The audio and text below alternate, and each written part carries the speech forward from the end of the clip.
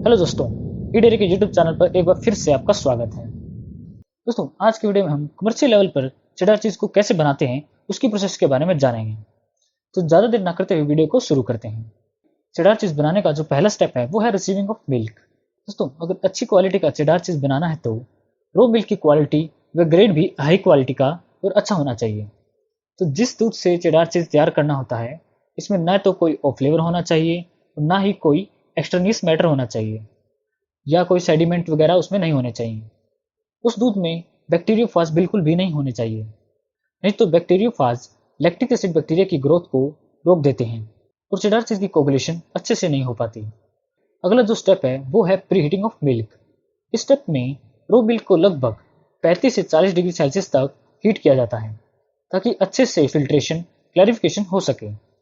इसके बाद का जो स्टेप है वो है फिल्ट्रेशन और क्लैरिफिकेशन। इस स्टेप का मुख्य उद्देश्य है कि दूध में मौजूद सभी प्रकार के विजिबल डर्ट और सेडिमेंट को रिमूव करना ताकि चीज़ की क्वालिटी अच्छी हो सके।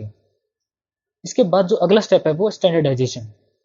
चीज़ प्रोसेसिंग में स्टैंडर्डाइजेशन का मतलब है कि रो मिल्क या फिर हम उसको कह सकते हैं चीज़ मिल्क, जिस दूध से हम चीज़ को बनाते हैं उसे हम चीज़ मिल्क कह देते हैं, उसमें केजिन प्रोटीन और फैट का जो रेशो होता है वो 0.68 से 0.7 तक एडजस्ट किया जाता है। स्टैंडर्डाइजेशन करने से हम पर केजी फैट से ज़्यादा चीज़ प्रोड्यूस कर सकते हैं। इस स्टेप से फाइनल प्रोडक्ट यानी चीज़ में फैट रेगुलेट हो जाता है। अगला स्टेप है पास्चुराइजेशन, यानी चीज़ मिल्क में मौजूद सभी प्रकार के पैथोजन माइक्रोऑर्गेनिजम्स को मारना। इसके लिए मेनली ST जिसमें 72 डिग्री सेल्सियस पर 15 सेकंड के लिए गर्म किया जाता है, या फिर LT जिसमें 63 डिग्री सेल्सियस पर 30 मिनट के लिए दूध को गर्म किया जाता है। पास्चुराइजेशन करने से चीज़ की क्वालिटी हाई हो जाती है। अगला स्टेप है होमोजेनाइजेशन। इस स्टेप में चीज़ मिल्क को होमोजेनाइज किया जाता है ताकि फैट यूनिफॉर्मली मिक्स हो जाए। इस स्टेप का फायदा यह है कि कोगुलेशन के समय वे में फैट का लॉस बहुत कम होता है, जिससे चीज़ की ईल्ड भी बढ़ती है और फैट भी रेगुलेट रहता है। लेकिन कई बार होमोजेनाइजेशन करने से कोगुलेट होने पर सॉफ्टर कट बन जाता है जो कि अनडिजायरेबल होता है।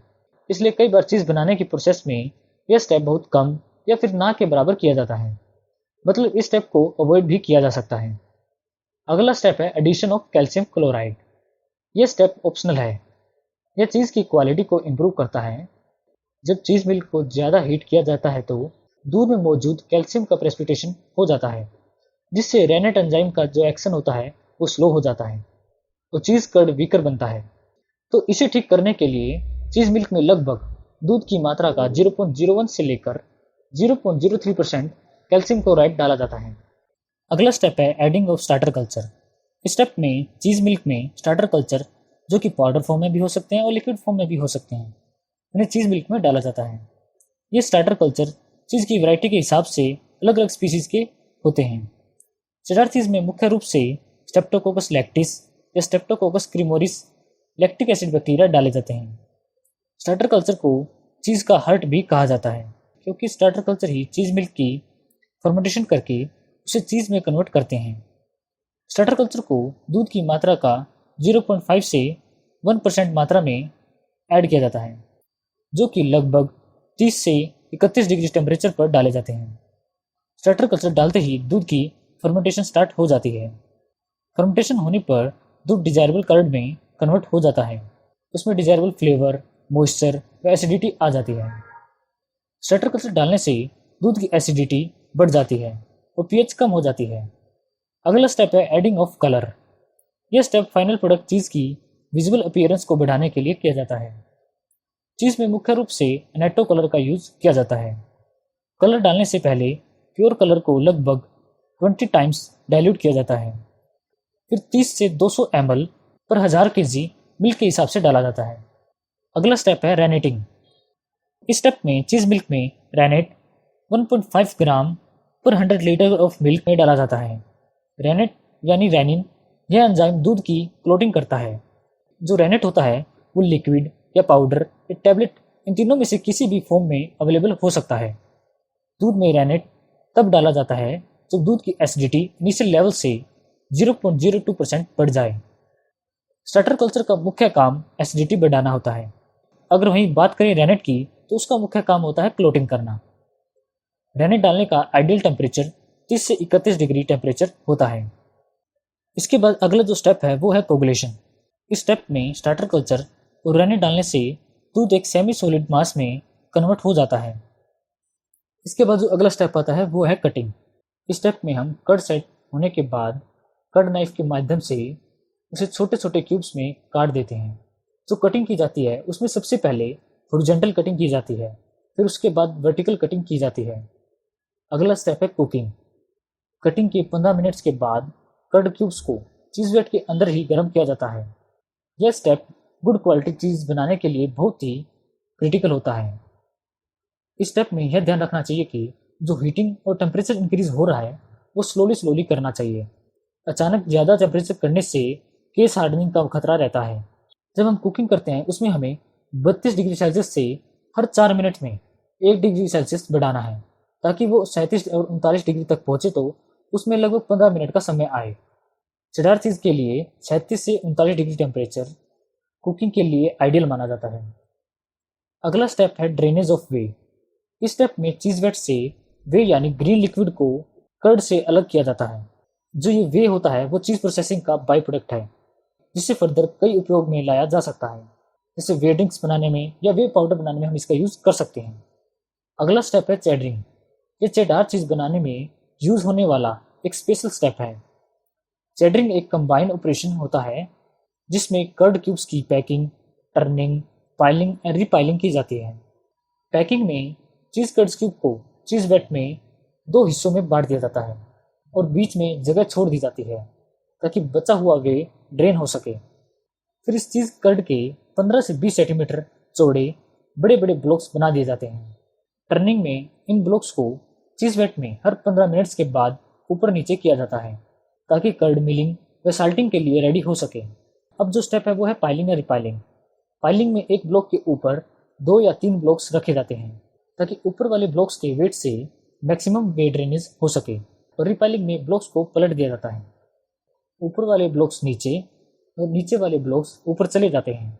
ये प्रोसेस चलती रहती है जब तक अच्छे से वेट ड्रेनेज ना हो जाए और डिजायरेबल मॉइस्चर कंटेंट ना आ जाए।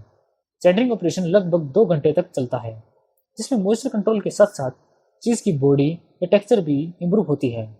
चेडरिंग के बाद चीज़ कर्ड ड्राई रबड़ लाइक मटेरियल में कन्वर्ट हो जाता है। अगला स्टेप आता है मिलिंग। ये एक मैकेनिकल प्रोसेस है जिसमें चेडर्ड करे हुए कर्ड को छोटे छोटे पीसेज में काटा जाता है। मिल करे हुए कर्ड में साल्टिंग अच्छे से हो जाती है, बचा हुआ वे भी रिमूव हो जाता है। अगला स्टेप है साल्टिंग। इस स्टेप में मिल किए हुए कर्ड पीसेज में कॉमन सोल्ट ऐड किया जाता है। सोल्ट डालने से चीज़ का फ्लेवर, बॉडी व टेक्सचर के साथ साथ चीज़ की कीपिंग क्वालिटी भी इम्प्रूव होती है। चीज़ कर्ड में जनरली 1 से 2% साल्ट ऐड किया जाता है। अगला स्टेप है हुपिंग। इस स्टेप में चीज़ कर्ड को हुप्स यानी सांचे में डाला जाता है और चीज़ की शेप में लाया जाता है। नॉर्मली 30 से 32 डिग्री सेल्सियस पर चीज़ की हुपिंग की जाती है। अगला स्टेप है ड्रेसिंग। इस स्टेप का मतलब है कि चीज़ क्लॉथ को प्रेसिंग से पहले और बाद में अरेंजमेंट करना। प्रेसिंग से पहले क्लॉथ में चीज़ कर्ड को डाला जाता है ताकि सरफेस स्मूथ बन सके। प्रेसिंग के बाद बने हुए सभी रिंकल्स को रिमूव किया जाता है। अगला स्टेप है प्रेसिंग। प्रेसिंग 2 स्टेजेस में होती है। फर्स्ट स्टेज में चीज़ को शेप देते हैं और प्रेस करके उसकी वॉल्यूम रिड्यूस करते हैं। यह 30 से 60 मिनट तक होती है। तो फाइनल व दूसरी स्टेज ड्रेसिंग के बाद होती है, जो कि 6 से लेकर 20 घंटे तक चलती है। अगर चीज़ राउंड हुप्स में है तो उसे 70 psi प्रेशर दिया जाता है, जबकि स्क्वायर हुप्स में 25 psi प्रेशर लगता है। अगला स्टेप है ड्राइंग। इस स्टेप में चीज़ में रीइंफॉर्मेशन होती है, यानी सरफेस हार्ड हो जाता है। ड्राइंग करने के लिए सबसे पहले चीज़ को हुप से बाहर निकाला जाता है, फिर चीज़ पर स्टैंपिंग करके उसे ड्राइंग रूम में 12 से 16 डिग्री सेल्सियस पर कुछ दिनों के लिए रख दिया जाता है। अगला स्टेप है पैराफिनिंग। इस स्टेप में चीज़ को 110 से 115 degree Celsius melted paraffin wax में 3 से 5 सेकंड के लिए डिप किया जाता है।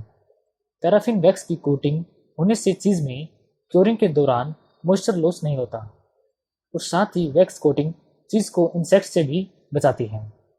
अगला और फाइनल स्टेप है क्योरिंग या मैच्योरिंग। यह स्टेप राइपन चीज़ के लिए सबसे इम्पोर्टेंट स्टेप होता है। अनराइपन चीज़ वैरायटी यानी ग्रीन चीज़ में यह स्टेप नहीं होता। चेडार चीज़ एक राइपन चीज़ है, इसलिए चेडार चीज़ की प्रोसेस में यह एक मुख्य स्टेप है। यह चीज़ प्रोसेसिंग का सबसे लंबा प्रोसेसिंग स्टेप है। इसमें चीज़ को स्पेशल टेम्परेचर व कंडीशन में स्टोर किया जाता है, लगभग 1 से 12 महीने के लिए, ताकि चीज़ की फिजियोकेमिकल व बैक्टीरियोलॉजिकल प्रॉपर्टीज़ इंप्रूव हो सकें। इसके साथ ही चीज़ में फ्लेवर, बॉडी और टेक्सचर डेवलपमेंट हो सके। राइपनिंग जनरली 0 से 16 डिग्री टेम्परेचर पर की जाती है। 0 से 4 डिग्री टेम्परेचर पर की जाने वाली क्योरिंग को कोल्ड क्योरिंग कहते हैं, जिसमें ह्यूमिडिटी 75% होती है, जो कि 3 से 12 महीने चलती है। जबकि 10 से 16 डिग्री टेम्परेचर पर की जाने वाली क्योरिंग को वार्म क्योरिंग कहते हैं, जिसमें ह्यूमिडिटी 85% होती है, जो कि 1 से 2 महीने में कंप्लीट हो जाती है। अब इसके बाद चेडार चीज़ तैयार हो जाता है। इसके बाद इसे स्टोर करके रख दिया जाता है। अब हमारा चीज़ तो रेडी हो चुका है। उसके बाद आप भी तैयार हो जाइए ई डेयरी चैनल के सब्सक्राइब बटन को दबाने के लिए, ताकि ई डेयरी की इन्फॉर्मेटिव वीडियोस आप तक जल्द पहुंच सके। धन्यवाद।